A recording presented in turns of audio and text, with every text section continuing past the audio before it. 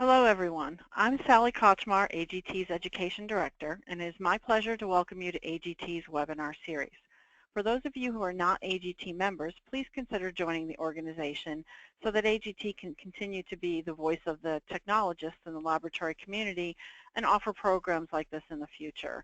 Please go to AGT's website, www.agt-info.org, to see the many benefits of membership.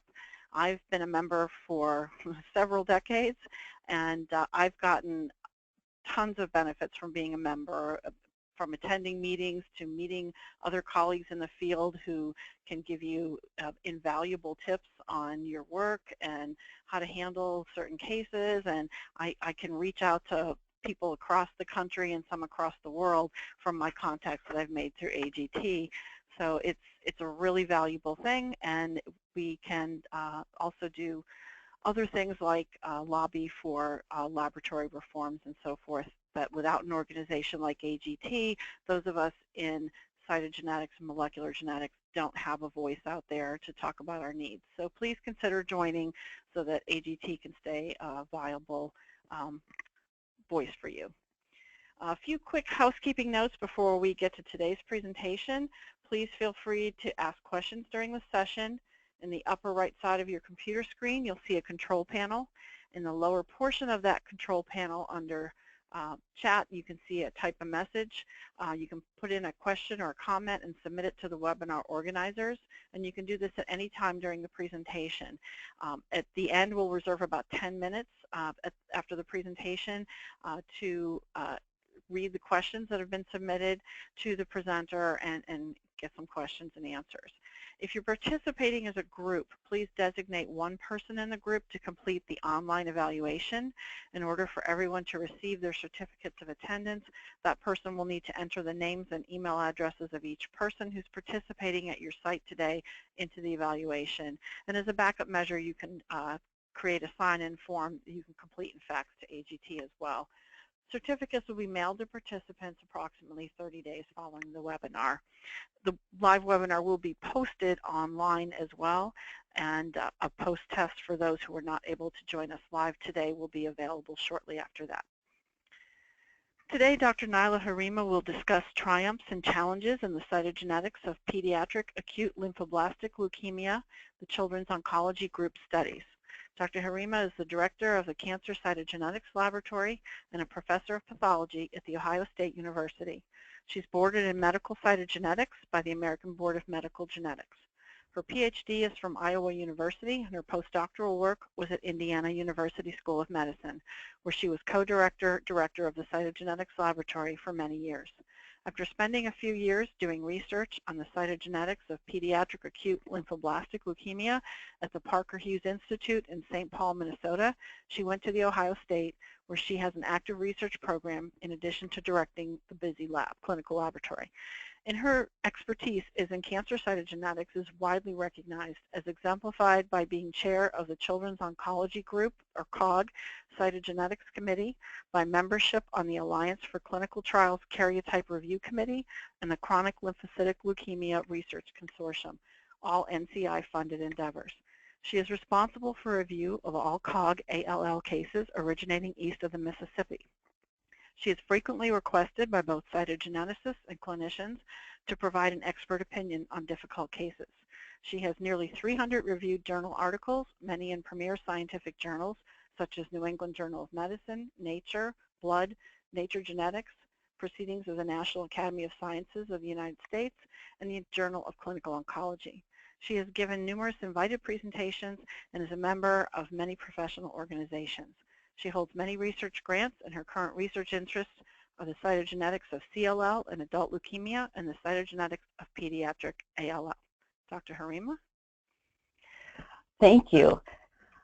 I'm happy to talk today about one of my very, very favorite topics, and that is the cytogenetics of ALL in pediatrics. We also primarily acute lymphoblastic leukemia, as you all know.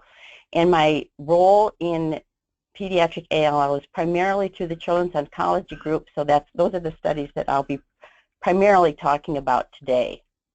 I have nothing to disclose, And I hope by the end of this presentation you will know how cytogenetics impacts current pediatric ALL risk stratification that's within the COG.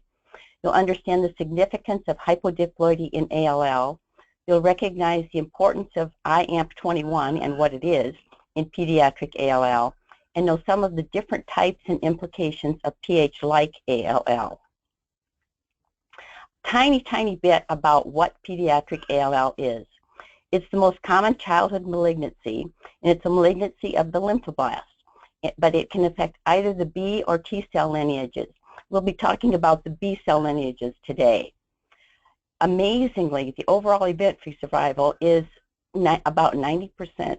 That's just an amazing thing. This outcome, however, is highly correlated with cytogenetics, so that there are some groups that have actually about a 98% event-free survival, whereas others are barely 50%. Unfortunately, the event-free survival and overall survival as well is much worse in adults, and it's not nearly as highly correlated with cytogenetics. A little bit of the history of cytogenetics in ALL.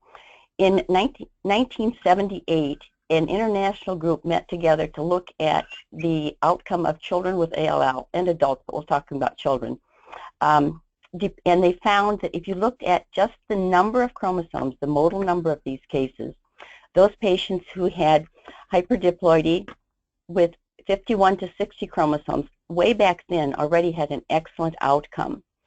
Those who had low hyperdiploidy, 47 to 50 chromosomes, had an intermediate outcome, and those that looked like they had normal chromosomes, and we know that that's not the case anymore, but they had also had that intermediate outcome. Whereas those with pseudodiploidy, 46 chromosomes but something abnormal, did much worse. They also found that those with hypodiploidy had sort of an intermediate outcome. That has not held up, but most of the rest of this, in a way, has held up. They also found that there were specific abnormalities within those pseudodiploids that would sort out exactly how their outcomes were. And we'll start out with the ones who had the worst outcome, and those were those who had the 814 translocation, and you all know that that's now what we consider Burkitt's leukemia. Those children now are treated on a separate protocol, and they do very well. They're pretty much intermediate as far as risk anymore. Then if we look at they found that those who had a 411 translocation did very poorly. These are the MLL or KMT2A patients, and the whole group of those fall into a poor prognostic group. We won't be talking much about those today, but it's just good to realize that a large number of these cases are babies, and babies do particularly poorly, and those who have an MLL or KMT2A rearrangement do the worst. Then there were those who had a Philadelphia chromosome, and those also did very poorly until the 2000s, when we started treating those patients with tyrosine kinase inhibitors or TKIs, and now those patients do much better, and they're pretty much in the intermediate group as well. So you can see we've been able to take the patients who do poorly and find that they can do much better if we treat them in specific ways. We also know, we'll talk a little bit about that those who look like they have normal chromosomes frequently do not. And one of those groups that often look like they have normal chromosomes are those that have an ETV6 RUNX1 rearrangement or a cryptic 1221 translocation. And what this graph shows you is that there are patients who are good risk, and these are the ones that have close to a 98% survival rate now. These are the ones in blue, and those are the patients with high hyperdiploidy, just like that international group found, and then those who have an ETV6 RUNX1 rearrangement. And as you'll see, those patients are now considered low-risk patients, given other things, which I'll show you, and they are treated the least intensely. Then if we look at those who have have an intermediate risk, those are patients who have normal chromosomes, and if they truly are normal, which we don't think they really are, but we just haven't figured out what's wrong yet. And those who have a TCF3 PBX1 rearrangement, those are the 119s or the derivative 19-119 patients. Those are considered intermediate risk. Then the high-risk patients, and those are the ones that we'll be talking about today. Those are the patients who have an IAMP21. Those are patients, also the patients who are near haploid or hypodiploid. Patients who have a BCR-able Philadelphia chromosome. We won't be talking about the Philadelphia chromosome, but we will be talking about the Philadelphia-like patients. And then those who have an KMT2A rearrangement, and again, we won't be talking more about those either. So we're going to concentrate on the IAMP21s, the hypodiploids, and the Philadelphia-like patients. So if we look at how COG classifies patients now, there's different steps in the classification, and that's because you can't get all of the information you need for the final risk classification on day one. So on day one, the patients are classified by their first classification, and that's by the NCI risk classification. That's the National Cancer Institute. And those patients who are older than 10 or older and or have a white blood cell count of over 50,000 are considered high risk. And that's no matter what else we find. If we find that they're high hyperdiploid or have a ETV6 RUNX1 rearrangement, it doesn't matter. They're still considered high-risk patients. Standard risk patients, then, are those who are at least a year old. The babies are considered in a totally different category, and they have to be less than 10, and their white blood cell counts have to be less than 50,000. So that's the first. That's what they get on day one. Then they're treated with what we call induction. At the end of induction, they get the second classification, and that's where we come in. So a big part of that is based on cytogenetics. And the ones that we call lower risk, as I mentioned earlier, are those who have trisomy 4 and 10, basically the high hyperdiploids. But these trisomies have to be within 50% of each other. So the percent of cells that have trisomy 4 has to be at least 50% of those who have of the cells with trisomy 10, and vice versa. And then the other lower risk classification are those ETV6 RUNX1 rearrangements, and those are regardless of what other abnormalities they might have as far as the ETV6 RUNX1. If they also have IAMP21, that would count as high risk. Now within this, they have to start out in the standard risk. So if they're high risk, they don't go to lower risk. Then the other high risk then are those patients who have hypodiploidy, and they have to have fewer than 44 chromosomes. So 44 and 45 don't count, and I'll show you why. And those who have IAMP21, those that have MLL rearrangement or KMT2A rearrangement, and they also should, usually if they have a slow early response, but they're treated as very high risk, but if they have just a slower, regular response, a normal response, they'll still be high risk. Patients who are Philadelphia chromosome positive, the standard Philadelphia, are in a separate category where they get treated with TKIs, and then the infants have their own special classification where they're treated on a separate protocol. Then there's a third classification, and that's based on minimal residual disease, and that's done by flow cytometry. And that's if patients have greater than or equal to 0.01% residual disease cells by flow cytometry at day 29, that's at the end of induction, they're placed in the very high risk category. Then we have some new studies that are subsets of these, and those are the Philadelphia-like patients, and those I'll talk about at the end of today. One of the studies is AALL 1521, and those are patients who have a CRLF2 rearrangement and or a JAK pathway mutation. And then the other study is AALL 1131, and that includes a stratum for other Philadelphia-like patients. And again, I'll show you that later. We all like visual things. We're cytogeneticists. So this is looking at these risk stratifications in a visual way. They're either standard risk or high risk on white blood cell count and age. Then the lower risk patients go from the standard risk, and they have to have either an ETV6 RUNX1 rearrangement or the double trisomies. Then the ones that we're interested in, particularly today, are the ones that end up being very high risk. And induction failure are those patients who don't have MRD less than 0.01%. And then the hypodiploids, the MLL rearranged, and the IAMP21s. So these are ones that we're going to talk about today. And again, the Philadelphia-like, which are not in this category. The T-cell patients and the infants and the Philadelphia, the true Philadelphias, are in separate studies. So first, hypodiploidy. there are 3 different classes of hypodiploidy, and they differ in several ways. The first one that we'll talk about is the ones that patients who are near haploid. And these are fascinating cytogenetically. They have 1 of every single chromosome, and 2 21s. Nearly always I've seen 1 case that did not have both 21s, and then sometimes just 1 extra chromosome here and there. This patient has an extra 14. These patients, the 14s in this case and the 21s are different. One is maternal and one is paternal. Then the low hypodiploids are the patients who have 32 to 39 chromosomes. And these patients also have 1 of every chromosome, and then they have 2 of various chromosomes. And again, it varies from patient to patient tremendously. They all have 2 21s, and we don't know why.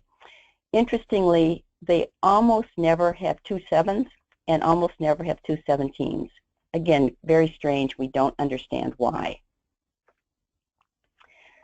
The patients who are 44 to and 45 chromosomes, we'll just talk about very briefly. They come into totally different categories. We participated in an international study quite a while back. It was published way back in 2007, but this was a landmark study. And it, of the children's oncology group and then other groups primarily from Europe, got together and pooled all of their patients who had hypodiploidy and looked at chromosome number to see whether the number of chromosomes made a difference. And what this study showed was that those patients who had less than 44 chromosomes and did not have a Philadelphia chromosome had a very poor outcome. Their outcome was barely 30%. Whereas those who had 44 or 45 chromosomes had a poor outcome yet, but still it was 55%. So there was a distinct difference there, even though since it was an international study, the patients had been treated on different protocols. So that's where we came up with the number of 43 or fewer chromosomes being classified as hypodiploid for the children's oncology group.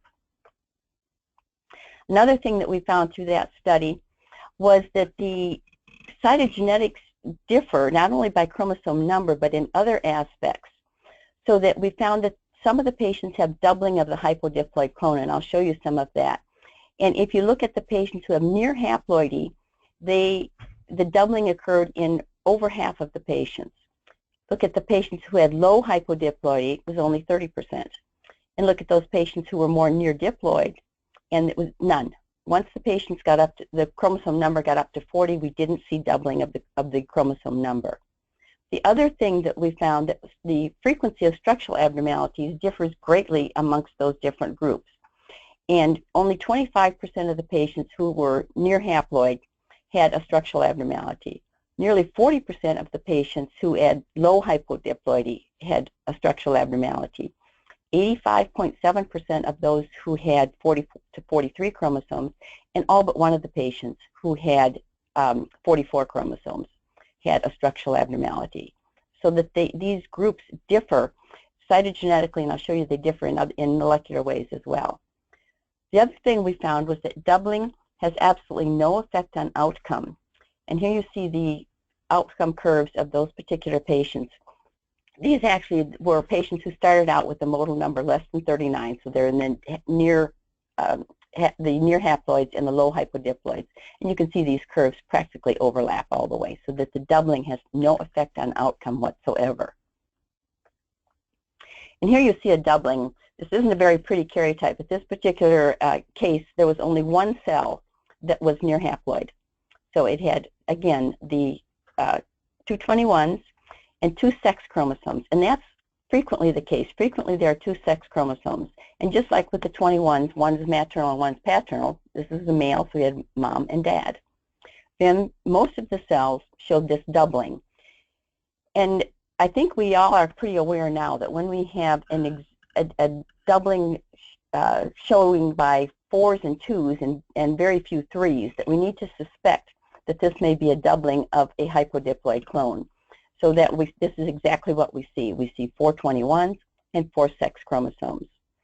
And in the children's oncology group, we kind of cheat as far as ISCN, because this is how technically this should be written.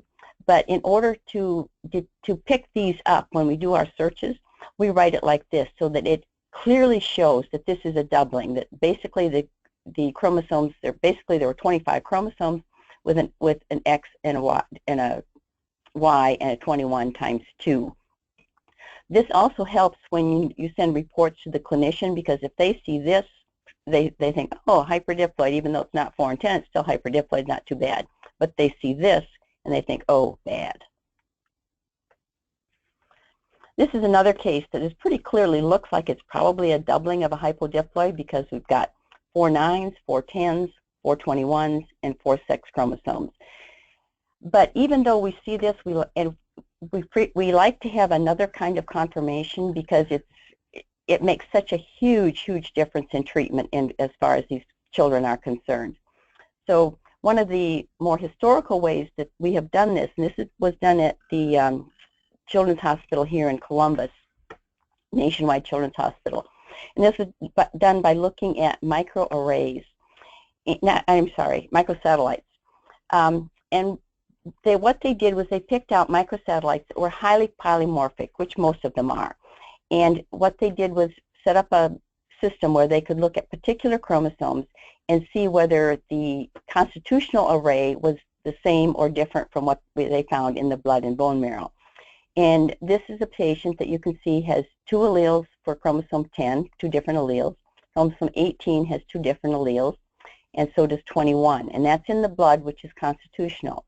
When they looked at the marrow at diagnosis, they found exactly the same thing, so that there was no doubling of a hypodiploid clone as far as those particular chromosomes were concerned. However, when they looked at chromosome 2, it's 2 alleles in the blood, same thing for 7 and 11 and 12. But when they looked at the bone marrow, they found that there was just 1 allele present for 2 and for 7 and for 11 and 12, even though what we saw as far as the karyotypes, there were 2 2s, 2 7s, 2 11s, and 2 12s. So this confirms that what we found, what was present as far as the patient was concerned, was a doubling of a hypodiploid clone. Again, extremely important for treatment. This is a case from Dr. Mary Shago from Toronto, and she sent it to me. She said, I'm concerned that this is a doubling of a hypodiploid clone. And I looked at it and I thought, well, I don't really see it, but it doesn't hurt to check. So what she did, and this says clone 1 because the case actually had 3 clones, but we're just going to talk about the first clone. She did a SNP array instead of doing the microsatellites. And we usually do SNP arrays now. When we were doing the microsatellites, arrays weren't as commonly available. And this is the case that we just saw. It had these multiple chromosomes. And what she found was that there was LOH for chromosome 1, for chromosome 2, 3, 4, 5, 6, 7, not 8, LOH for 9, not 10, not 11, but for 12, 13, not 14, LOH for 15, 16, 17, not 18, LOH for 19, 20, not 21, and not 22, and there was, yes, 22, and for the X chromosome, it was a male, so you expect it to be LOH for the X. So, what did we do? Well, this is how the case was submitted. It had 68 chromosomes with all of these extra chromosomes and with the derivative chromosome 6. And there were 6 cells that had that particular clone. We rewrote it as 30, and going from the 1N situation, from the haploid situation, had two copies of 8, 10, 11, 14, 18, and actually 3 copies of 21. And then that was doubled, giving 60 chromosomes. And then on top of that doubling, there was an extra copy of 1, of 5, of 6, plus an abnormal 6, loss of one of the 8s if you double it, and loss of one of the 11s if you double it, and then gain of a 13, a 15, a 17, a 19, a 20, and 22. Extremely complex, and I don't think that we could tell anything from the actual karyotype in this case, because there's just no way to say that this is doubling of a hypodiploid. And yet by doing the array, it was confirmed that it was a hypodiploid. We could write it this way, and the patient could be treated on the high-risk study, the very high-risk study, rather than as if the patient had hyperdiploidy. The other thing that we've learned about hypodiploidy was studies that was done at St. Jude, and it's in Charles Mulligan's lab, but Linda Holmfeld was the first author of this particular study. And she took the patients who were near haploid, and this was up to 31 chromosomes, and looked at them in many, many different ways. And what she found was the patients who were near haploid had mutations in signaling genes primarily. They had other mutations as well, but signaling genes were extremely important in the near haploids. Then she looked at the low hypodiploids, those who had 32 to 39 chromosomes, and she found that they had mutations in Icaros 2 and in developmental genes, which were also found in the near diploids, and importantly had a lot of mutations in the cell cycle genes, as did the near diploids. But the way that the low hypodiploids significantly were different from the near diploids were that they had mutations in p53. And you see there are very few mutations in p53 in the near haploids, only one in the near diploids that they studied. And not only were there mutations in p53, but about half of those were constitutional, meaning the patients had a high risk for leukemia, for malignancies. They were for many patients. And they it is now important that if a patient has low hypodiploidy, they be tested for p53 mutations. Then if it's constitutional, they also have recommend that family members be tested as well because they're at high risk for malignancies. So that's hypodiploidy currently in COG. Moving on to IAMP21, which is actually amplification of RUNX1. This is an abnormality that is primarily in pediatric ALL. It's been reported in only a couple of adults, and the adults are young adults. It's called IAMP21 because we don't know if RUNX1 is a significant gene. It's always present in extra copy, but it's not overexpressed. When you look at expression arrays, it's not overexpressed. So it may be some other gene that's right in with RUNX1. RUNX1 is certainly always in the region that is has many copy numbers. It's associated with a poor outcome, and it's defined as at least 4 copies of RUNX1 on a single chromosome. So there's at least 5 total. So you've got a normal 21 in this case, and usually an abnormal 21 that has at least 4 signals for RUNX1. So again, usually the abnormal chromosome is a 21. It's reliably detected by FISH, but we also use arrays for this now. Here's the FISH, and this is a cool one. You've got the one normal 21 here, and then here's the amplification of RUNX1. And we picked this up because in COG we're required to do FISH for ETV6 RUNX1 on all of the cases, the ALL cases that go on study. So the B lineage, the T lineage we're not. So if there happens to be amplification of RUNX1, we should pick it up by FISH. And these are the interphases, which are typically what we do.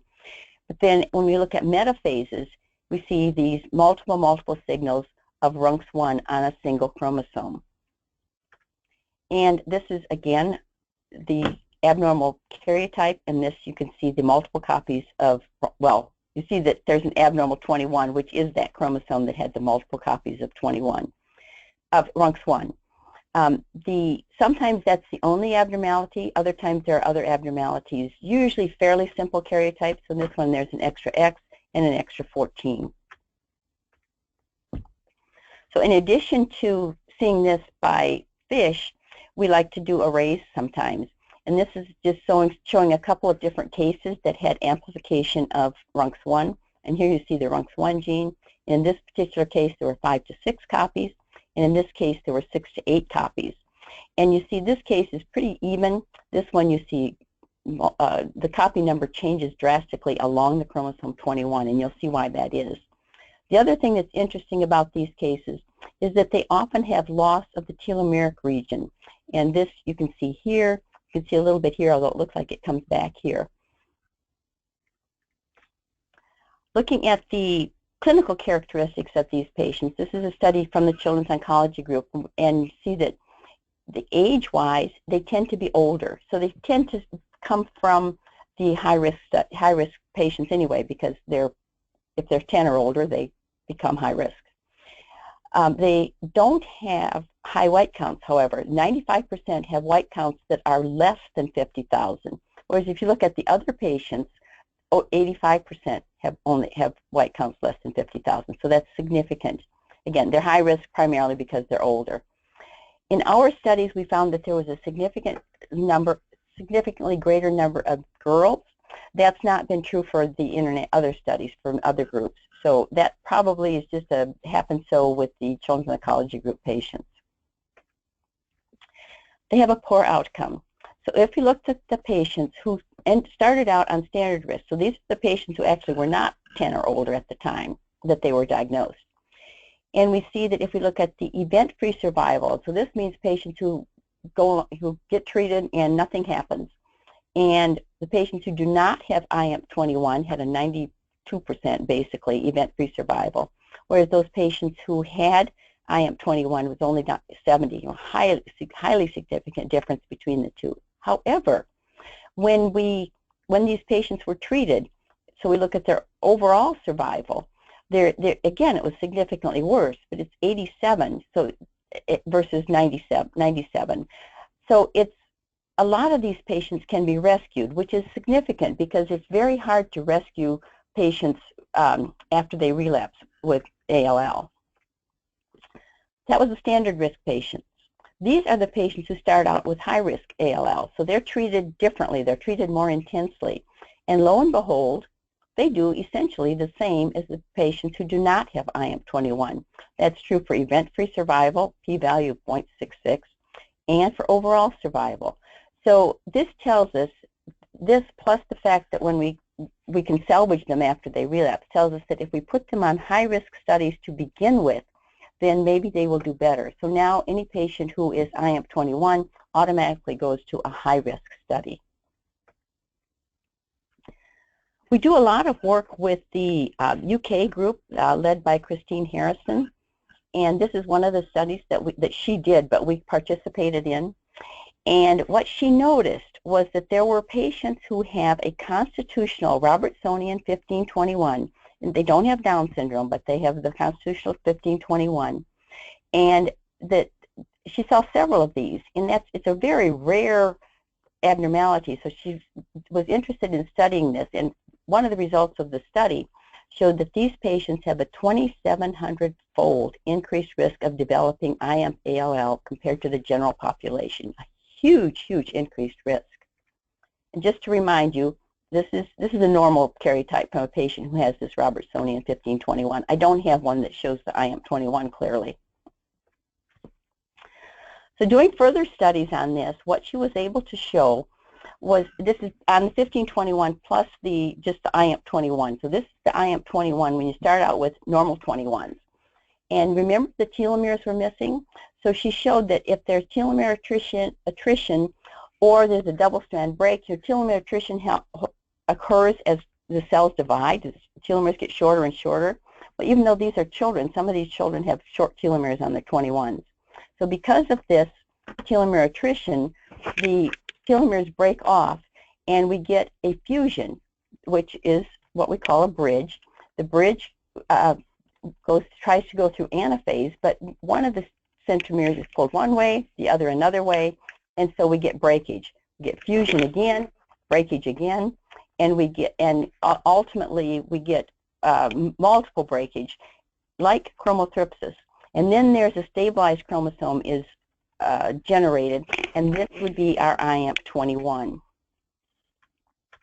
Then when she looked at those patients who had started out with the derivative 1521, she found that what most likely happens is that with the 1521, both of the centromeres are sometimes active. Now that's probably not the case with 1421s because we don't see this with the 1421 at all. And what happens then is because both centromeres are active, at some mitosis, one centromere from one chromosome and the centromere from another chromosome get pulled to one pole and the opposite to the other pole, and they get all mixed up. So they shatter because they're left in the cytoplasm, and chromosomes that are left in the cytoplasm can sometimes shatter, and that's what happens, and that's called chromothripsis. then those pieces go back together, and they go back together randomly, and some are lost and some are put together randomly. The chromosomes repair, and then they stabilize, and that's where we get the IAMP21 through the 1521. And what we've seen with that is, which is consistent with this hypothesis, is that the IAMP21 is present in both the 15 part of that chromosome and the 21 part of that Robertsonian translocation. Again, these patients are treated as high-risk patients. So moving on to Philadelphia-like ALL. These are called Philadelphia-like because they have a gene expression signature that resembles Philadelphia-positive ALL. So if you look at the expression, they look the same. And it's associated with Ikaros deletions, CRLF2 rearrangements, JAK pathway mutations, and IAMP21. It's more common than Philadelphia-positive ALL, so 3 to 4 times more common, so it's relatively common, and accounts then for about 10% of childhood pre-B ALL, which is the common ALL, and about 15% of the high-risk patients. These patients are older, and they have a much higher risk of relapse. Their higher risk of relapse is their event-free survival is 63% versus 86%. This is how this was discovered. They were doing expression arrays in a couple different labs, and they found that there was a group of patients who had an expression that was essentially like a Philadelphia chromosome as opposed to other patients. And this was the discovery, and this was the confirmation. Again, an expression very much like a Philadelphia positive patient. And looking at this further, they found that the expression that was similar, found that the frequency increased with age, so 10% in childhood, 13% in high risk, in standard risk, 13 in high risk, 21% in adolescents, 27 in young adults. So it gets more common, just like Philadelphia chromosome positive ALL does. And they found that there were Ikaros alterations and deletions of genes encoding transcription factors that control B cell differentiation. And that's true in Philadelphia positive ALL as well. So then when they looked at the genomics, they found that 50% have CRLF2 alterations, and I'll show you those, and about half of those have JAK mutations as well. And then a significant percentage of the others have gene fusions targeting kinase genes, so the kinase genes, just like we have in Philadelphia positive ALL. And they have a greatly increased risk of treatment failure and death. And you see that here. So we look first at event-free survival and looking at it by age here. So that children have a poor outcome, but much better than adolescents, which again are much better than young adults. So this is event-free survival again. Again, some can be rescued, and apparently we do better rescuing the adolescents than we do with the children or the young adults. The young adults, as you see, very few are rescued. So a poor outcome. So backing up then to one of these groups, which is CRLF2, and I picked this out because this one we can pick up sometimes by cytogenetics. CRLF2 is on the tip of the X and or the Y chromosome. And what we find is that about half of these patients have an X14 with an IGH rearrangement or a Y IGH rearrangement. The CRLF2 is in the pseudo-autosomal region. That's why you can find it on the X or the Y. It's in about 0.8% of ALL, and these patients are older with a median age 16 years, whereas overall the median age of ALL is more like 4 to 6. And this is more frequent in Hispanics. So if the patient has a Spanish name, we get concerned about the patient. The other way that CRLF2 is overexpressed, because that's what happens with this, is through a deletion. And as a result of the deletion, P2RY8 is right next to CRLF2, and CRLF2 is again overexpressed.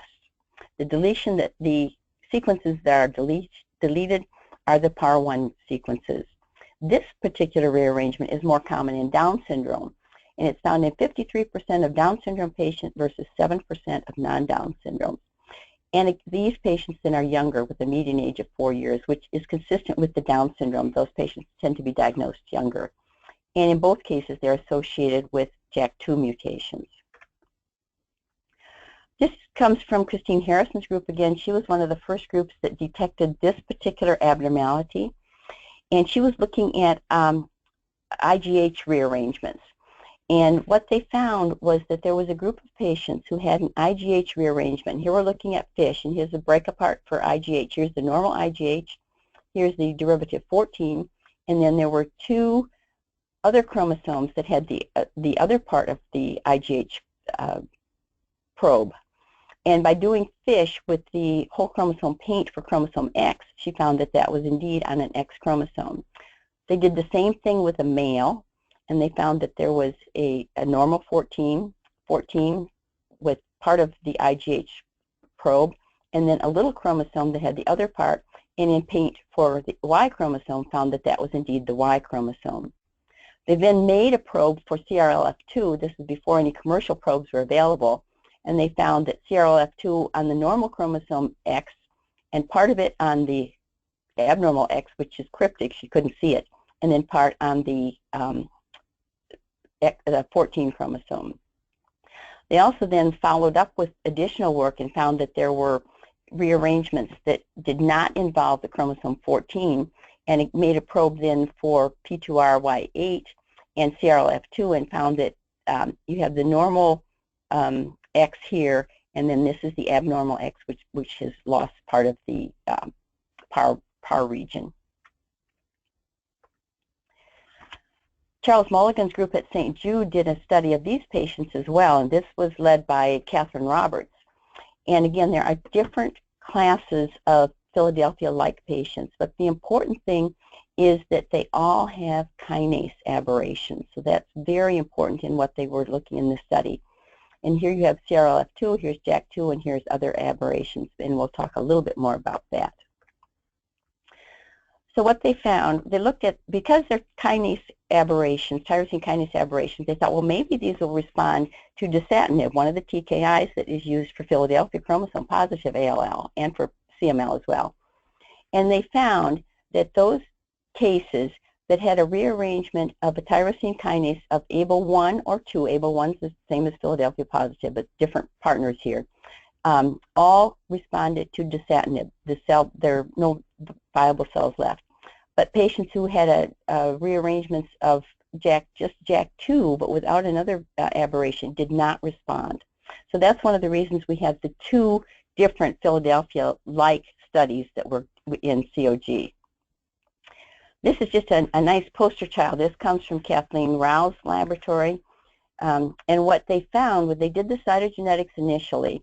And what they found, I think you can see here, here's the normal chromosome 5, and there was a deletion of this 5. And Kathleen, being so cognizant of everything that was going on, said, I think this might be one of those new Philadelphia likes that's coming out. And this is early on, before we were doing any studies, and there wasn't much information about it.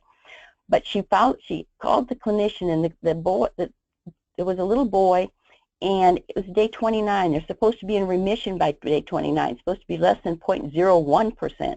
He had 70% blast yet at day 29. So given what Kathleen's findings were, they did molecular analyses, and actually Kathleen did FISH as well, which isn't on this slide that I have. But they did molecular studies as well to confirm, and they found that the patient had an EBF1 PDGFR beta rearrangement, and because that's one of the Philadelphia-like aberrations they had found, they put him on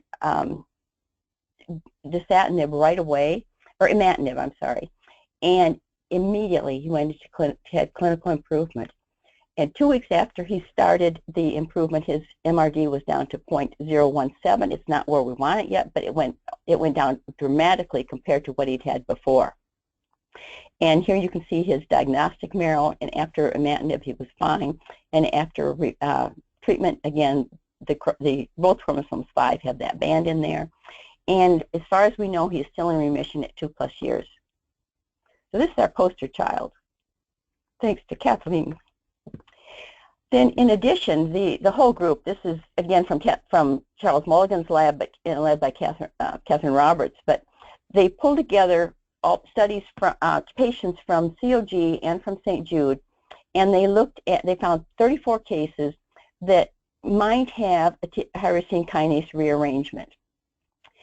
And of those, 28 cases that they were able to study, and of those, 24 had a Philadelphia-like expression. And those included cases with ABL1, ABL2, CRLF2, JAK2, and PDGFR-beta rearrangements. They were able to identify 12 cases that they could treat with TKIs, and of those, 11 got rapid and sustained responses. Just remarkable. And so this was one of the studies that was very important for the COG to be able to start studies that group-wide that would, for these patients, that would hopefully will help them.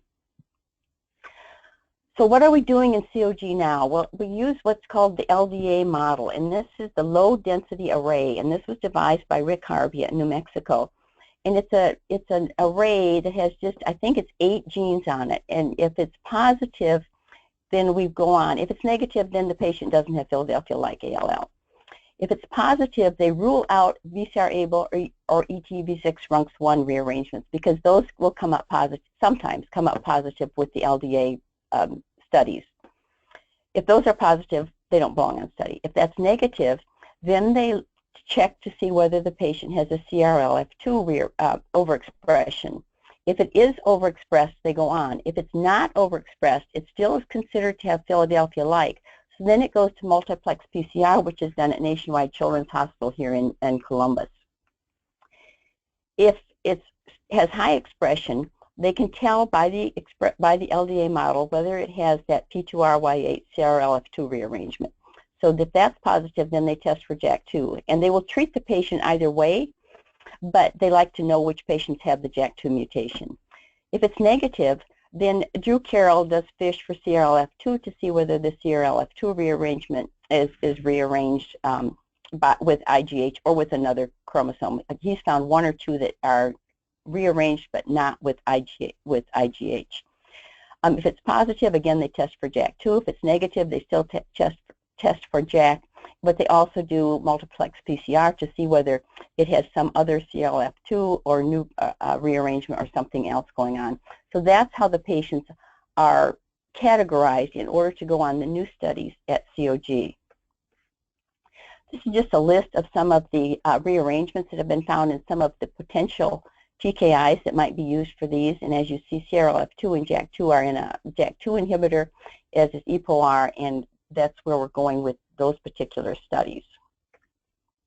So these are the 2 new studies that we have. The first one is 1521, which is for the patients with CRLF2 rearrangements or JAK pathway rearrangements. And what we're doing with that study is looking at the JAK1 or 2 inhibitor ruxolitinib. And this is a patient that's industry-sponsored, so it's not group-wide, it's just in certain institutions, and I don't have the information as to which institutions have this study. But patients who have the rearrangement can go to one of those institutions if the parents determine that they'd like to have the patient on study. So in order to be eligible, the patients have a CRLF2 rearrangement with or without a JAK1 or 2 mutation, or they can have other JAK pathway alterations with or without CRLF2, and that's determined in the ALL reference laboratory. In the study itself, it's starting out with looking at the safety of using ruxolitinib with chemotherapy to see whether the patients have undue side effects and it's safe for the patients. And this is determined then with increasing doses of ruxolitinib. And then they determine through the dose that the patients can tolerate without undue side effects is called the recommended phase 2 dose. And then that will be used in the more exciting to me part of the study, which will look at event-free survival at 3 years from day 1 for subjects beginning treatment at this recommended dose. So this study is open and is accumulating patients. This study also recently opened, and this is for the other Philadelphia-like patients. And this is a group-wide study, and it's a phase 3 study, and it's for newly diagnosed high-risk B-cell patients, and actually all the patients who are tested with the LDA card start out in the high-risk group because the number of patients that are standard risk is too low to make it feasible to study them and with the LDA card. So what these are patients that are identified by the LDA card as Philadelphia-like with a predicted TKI sensitized mutation. And then they'll stay on the regular study, but instead of just the regular treatment, this is modified BFM treatment, they'll have that treatment, and then they'll add to that dasatinib, which is one of those TKIs. So this is just part of how they visualize these studies. The patients go on A08B1, which you probably all know about. They're either high risk or standard risk. Then they can go on the high-risk study, which is AALL1131. They're given induction, that's that first 29 days, and then the LDA card will tell us whether they have one of the Philadelphia-like aberrations. And then they will go on this special arm, which includes dasatinib, and dasatinib is given throughout the treatment there for those patients. Then if they don't have Philadelphia-like, they'll go on to the regular randomization. So in summary, we know that cytogenetics are an important component of current COG pediatric risk stratification. And we talked today about the patients who have poor prognosis, and one of these are the hypodiploid patients. And there are 3 different subsets of hypodiploidy, and they have different characteristics, and they all are high risk. IAMP21 is also poor prognosis in pediatric ALL, but those we can now identify up front and again treat them on high-risk studies. We know that they originate through breakage fusion bridge cycles and chromothripsis. Philadelphia-like ALL also has a poor prognosis. There are different subsets of Philadelphia-like ALL. We treat them differently, and we're hoping that these new specific treatments will improve the outcome of Philadelphia-like patients.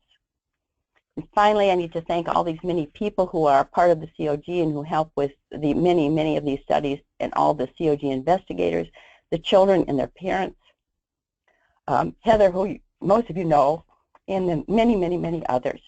Thank you. Questions?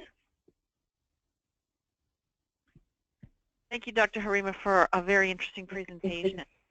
We do have a bit of time for questions. As a reminder, you can submit your written questions in the question box on your control panel on your computer. I have one question right now.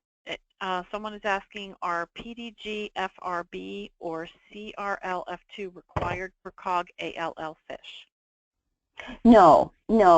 And as you saw at the end of the presentation, the determination of whether the patient is Philadelphia-like is done in a central laboratory.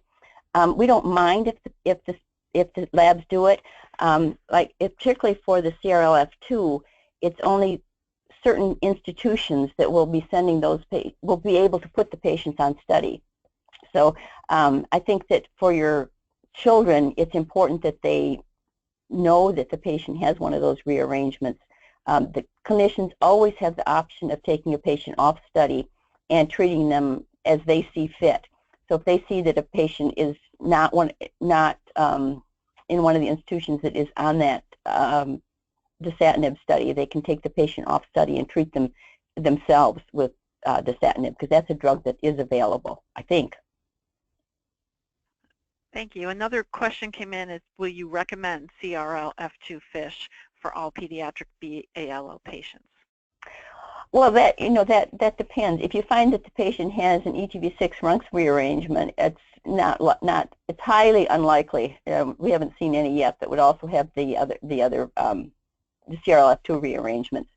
If you don't find anything, then yes, I would recommend it. I'd recommend it if the patient has Down syndrome, if the patient has a Spanish name, I would recommend it, or if the patient is on a standard risk study to begin with. So if the patient is under 10 and has a white blood cell count less than 50,000, because those patients won't be studied with the LDA card. Okay. Someone's asking if all patients with PDGRB rearrangements demonstrate abnormal eosinophilia. No, they don't. and I don't actually know about how many do. That I don't know. But I do know that there have been some that have had the rearrangement that don't have abnormal eosinophils or eosinophilia. It's common. They commonly do go together, but it's not 100% correlation. Okay, and the last question I have right now is someone has asked if you would elaborate on low hyperdiploidy versus high hyperdiploidy. Okay, low hypodiploidy. Well, first there's the near haploids, which basically have chromosome numbers in the 20s. It goes up to 31, but it's basically in the 20s. Then those are the near haploids. Then the low hypodiploids are those who have chromosome numbers basically in the 30s, up to 39. And both of those groups have a very poor outcome. Then there are those patients who have 40 to 43 chromosomes. Again, a poor outcome. They're not as distinctive as the others, so they're a little bit harder to categorize. But if you saw from the study from Charles Mulligan's group, those fall into different molecular groups as well as different cytogenetic groups. We always find it interesting to try and figure out how these things happen. The near haploids, we have no idea. And some of those patients, like the one I showed you from Mary Shagel's lab, it's really hard to tell whether there's loss from a bigger number or gain from a smaller number. So that one we showed as if it were gain because that's the way it looked from the SNP array. But some of them clearly show that some of the chromosomes start out with 4 copies and they go down to 3. So it's how those originate is not known. Okay, if you don't know if a patient has true hyperdiploidy or just the doubling of a hypodiploid clone, what would you recommend? If it looks like it could be a doubling of a hypodiploid clone, I would, if I'm assuming that from your question that you can't tell by cytogenetics or FISH if there's 2 different clones there, one hypodiploid and one doubled, I would highly recommend a SNP array. And in fact, we go to SNP arrays, we recommend them quite often now because they're so distinctive, as you could see from the one from Dr. Shagel's lab. Do you think SNP array is going to be part of the COG workup? Not in the foreseeable future. It's, how do I put it? It's not part of the workup, and yet we almost do require it if we have any question at all that a patient might be a doubled hypodiploid and we can't tell. The other thing we do is sometimes recommend FISH for 7 and 17 because they are so very rarely doubled. But if your doubled clone has 2 7s and 2 17s, that doesn't help you out. So if there's just some question, then we'll recommend 7 and 17. But if everything is doubled and we don't see anything not doubled, then we recommend the SNPs. And actually, there have been cases where we've required it because it makes so much difference for the patient. The hypodiploids are treated very intensely. And actually, we've been trying some different studies with those. We've tried transplant, we've tried different intensive therapies. So far, nothing has made a huge difference in those kids. So we're still working on those, and hopefully we can find something that will help them out. Okay, great. Thank you. That's the last question that we have time for today. Thank you all for participating in this webinar. Shortly, webinar participants will receive an email from AGT that includes a link to an evaluation. Please take a few minutes to access it and provide your feedback on today's session. The webinar today was recorded, as I mentioned before, and it will be posted on the AGT website shortly. We'll hope you'll join us for upcoming webinars over the next few months. We do have webinars scheduled for both November and December. The topics are utility of gene panel testing versus exomes and next generation sequencing informatics. So please keep an eye out for the registration emails for those. And we hope we'll see you at AGT's 42nd annual meeting in St. Louis, Missouri, which is scheduled for June 15th to 17th next year, and registration will open in early 2017. Thank you.